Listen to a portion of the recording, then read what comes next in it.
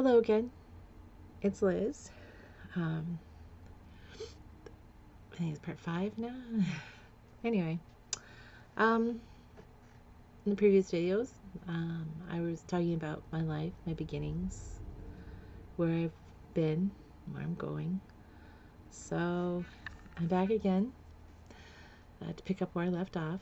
Because again, this cannot be one video. It would be like a 3-hour video, for the love of God. Who wants to sit through 3 hours with somebody, you know, going through all their pain and suffering and sharing all that? So we're going to divide this up into, I was going to try to stay between 10 and 15 minutes, but they're about 20 minutes. So here we go. Like I said before, I was searching. I was looking. In high school, I had one of my friends drag me into the swim team, which I deeply disliked. But I kept going, peer pressure and all. Oh, you gotta stay on the swim team. I wasn't even very good at it, I was okay. I was a warm body.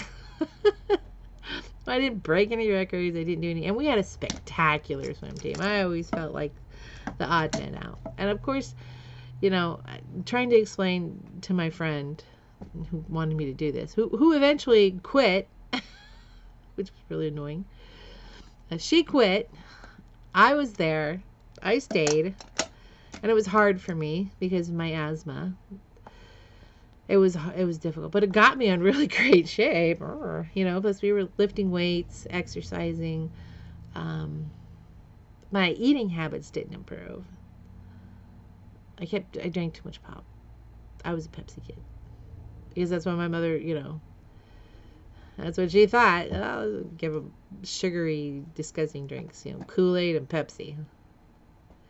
That was my life. I mean, now I try not to drink that stuff anymore. I prefer flavored waters. And I'm told, oh, you can't even drink that now. It's not any good for you. Okay, whatever. Leave me alone. But, it's like I joined the swim team, stayed in it for 3 of the 4 years. I would have much rather have done theater. I would have loved theater. Oh, my God. I even got a part in a play once, and when I wanted to do the play and go to rehearsals and, come in later to my swim practice. Oh my God, the world was ending. So I was very sad. I got a part in the Glass Menagerie as the mother. I was heartbroken. I really wanted that. And volleyball, I would have rather played volleyball, but volleyball and swimming were at the same time. Regrets. Well, it did teach me something. It brought me into the orbit of one Mr. I don't want to say his name, but it brought me into the orbit of my swim coach. He was amazing. And later on, he will play another role in my life. But because I was so nervous, I kept having false starts. I would literally start to hyperventilate on the starting block. And he taught us to meditate, to slow down, to take deep breaths. And that's when things really got intense. Because, I was already empathic. I already knew I didn't know what it was called. I didn't know what I had. I was already having visions. I was already sensing other people's emotions. I was already being bombarded. And, being empathic in a house like mine, holy crap, it was horrible. I never wanted to be home. And I stayed away from large crowds because it was just overwhelming. It was too much. It was just too much. I had no coping abilities. I had no one to tell me what was wrong. Well, it wasn't wrong. It was different. I was different, and I didn't know how to handle it. God, that was intense.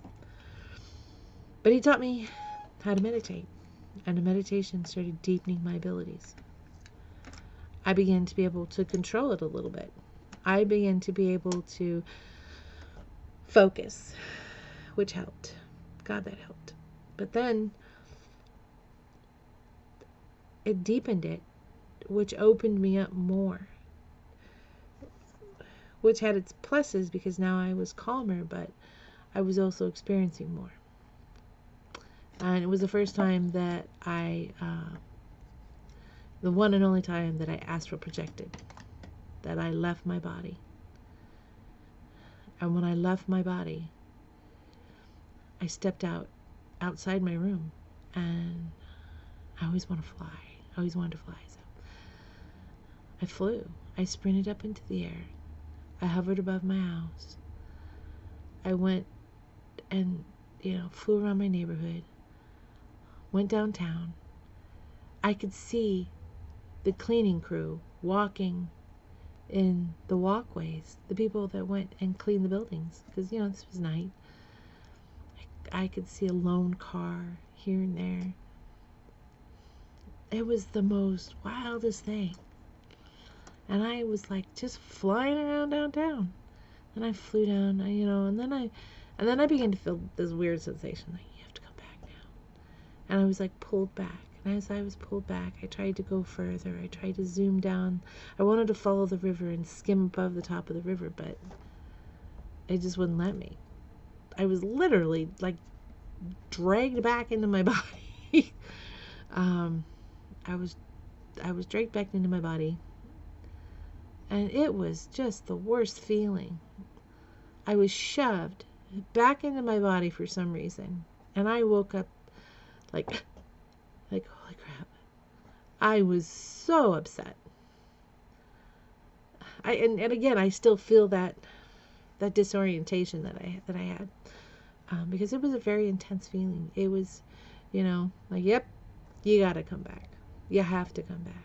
You can't just go out there, fly around, and never come back. And I was good with that. I was like, okay. Then my life was miserable anyway. It was still miserable. It had gotten a little bit better because I could fight back. I mean, not that that's great, I could now throw punches. And that was something else. My brother, when I was like, I think 10 or 11, because I was being bullied and picked on, he taught me how to box. He taught me how to box. Keep your dukes up, guard your face, bob and weave, because he was one bad mofo back then. He was feared. He was feared. Him and his little buddies. They were all muscle-bound maniacs, and you did not want to screw with them because they would pound you into oblivion. Which kind of helped me because, in the neighborhood, people stopped picking on me. Plus I learned to defend myself. That helped. I mean, I didn't go around, picking fights with anybody, but I could defend myself. I could stand up for myself. I started to be able to stand up for myself, and that's what I did. But I did it in so much violent hatred. I learned to spew as much hate as my mother gave me. I learned to be just as awful and horrible. And I was awful and horrible to my dad, too, because I resented him. I was angry at him. I treated him terrible until I was like 16 or 17. I was just a total freaking mess. And, being a Christian didn't help. That didn't help at all. That was not what I needed. It wasn't what I was looking for. I tried. But the meditation is what did it. Meditation is what calmed me down. And then I started to learn to meditate when I was 14, 15. No, 14. 15. I was like 15, 16 years old. It's right before my sister came back with her baby. With her surprise! I love my sister. We have never really been close or had a really good relationship, but we tried.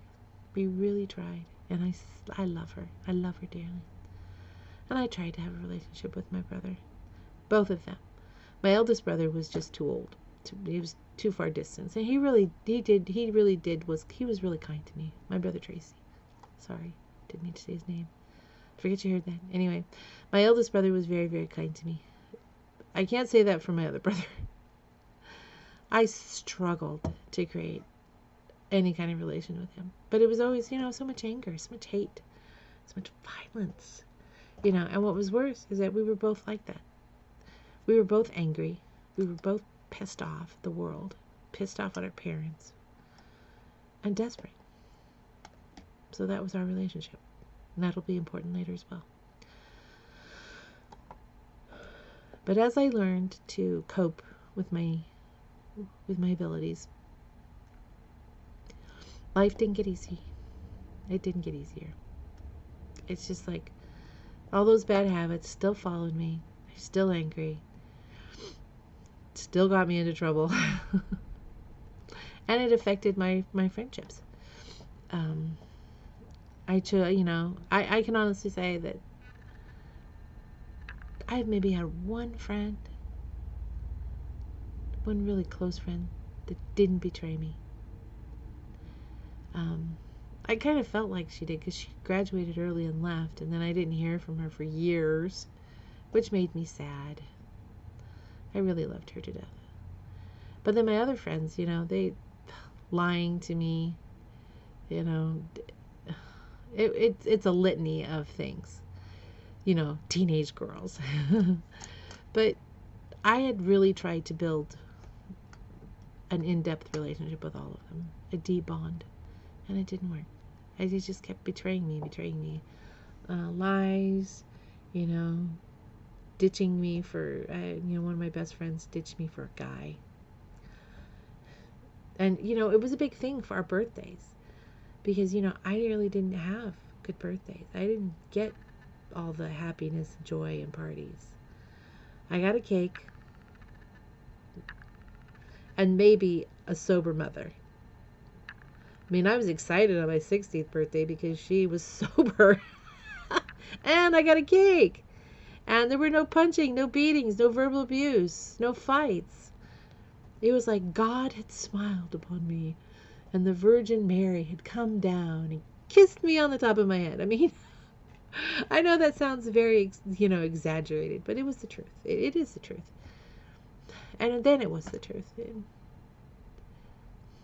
Now I don't know. I can't really say any of it was happy. But that one, my 16th birthday, I got a haircut, got a new hairstyle, got a birthday cake, and no drunk mother. That was the best birthday ever. And sadly, that was one of the very few. Even as I went on later in life, people would forget my birthday. There was no celebration. I just stopped celebrating it. It's like, let's not set myself up for pain and suffering. Okay, let's just not do that. Okay. So anyway, yeah, betrayed by friends, horrible home life, and I was in the sprint of my life to get out of there. I just wanted peace. I just wanted to get out of there, and that's what college was for me. It was my escape plan, and that's what I did. As soon as I was able, as soon as I graduated and got out of that house, that's where I went. I went to college. Because back home, my sister, she finally moved out, I think, before I graduated. She moved out and got her own place. Which meant that my mom went back to drinking. Sadly. At least my dad and I had a small amount of peace. I mean, she was still bad-mouthing us. Dear God. I mean, my anger was so bad. My rage was so bad. And I had anger issues. You want to talk about a firecracker. Don't say the wrong thing to me. Don't look at me wrong. Just don't. I will stuff your ass in that locker and forget to come back and let you out. Yeah. But I tried. I did try. I truly wanted out. When I got a job at 16, I was working at Burger King. Let me tell you, working at fast food sucks. No wonder they have bad attitudes. They have bad managers too. And I can understand. I do understand. A lot of times as a manager, you're older and you're working with these little snot-nosed brats that just don't give an F about anything. And you're stupid and you don't know anything. And why do I have to do that? And are you serious? I mean, yeah, So I do feel pity for them. But I had a few managers there at Burger King that were just Swear to God, women managers are the worst. I don't care. I am a woman. I know that. But you know what? There are some women that get a little bit of power and they act like total asshats. You know, resting bitch face is not just a moment in time. It is a way of life for them. And I can honestly say that I do not like to work for women. It's like, I don't know if having to claw your way to the top, or in one instance there's a lady who slept her way to the top, or at least that's what I was told. I don't know. I didn't see her humping anybody. Okay, so yeah, worst bosses ever. You know, but anyway, yeah, a lot of deceit, a lot of pain, a lot of suffering, even in high school. I found my moments of joy here and there, you know. And honestly, my moments of joy were when I could stick it to my mom or, get revenge. That was my joy. And, I'd stop smoking and drinking, like I said. And I was college bound. I was ready to get the hell out of there. My father was getting sicker and sicker and sicker. He was diagnosed with diabetes when he was like, I think 40 something, in his 40s. I can't remember. But for a while there, I was taking care of him at home. I was, at 16, once I got my driver's license, I was the main driver of the home. Because my dad, because of him not taking care of himself, not taking care of his diabetes, he couldn't see. He'd had like a few accidents and he lost his driver's license for a while. And it was just me driving people everywhere. Boy, that was hard. Dear Jesus, that was hard. Because then I became my mother's go-to. And she kept trying to send me to the store for beer. I was 16, Or she'd want to send me for cigarettes. And I'm like, okay. This was when the law started to kick in. This was back in the 80s. Before that, you could just send a note up saying, oh, here, sell my kids some cigarettes so I could smoke myself to death. But yeah, it was miserable. You have to go to the store again. Why? You got to take your dad up to get me beer. I don't want to take you anywhere.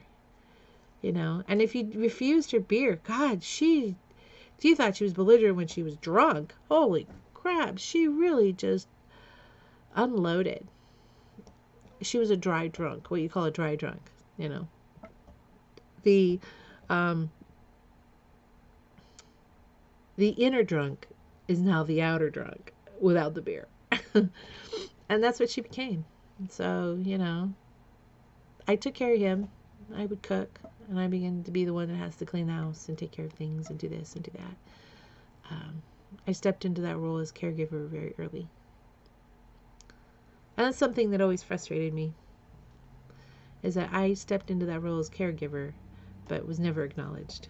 Never got a thank you. I was 16, for God's sakes. Oh, my God. It was awful. I know I had to raise myself. When I was 8 years old, my father taught me how to open a can of soup and pour it on the stove. Be careful, don't burn yourself, and cook your own food.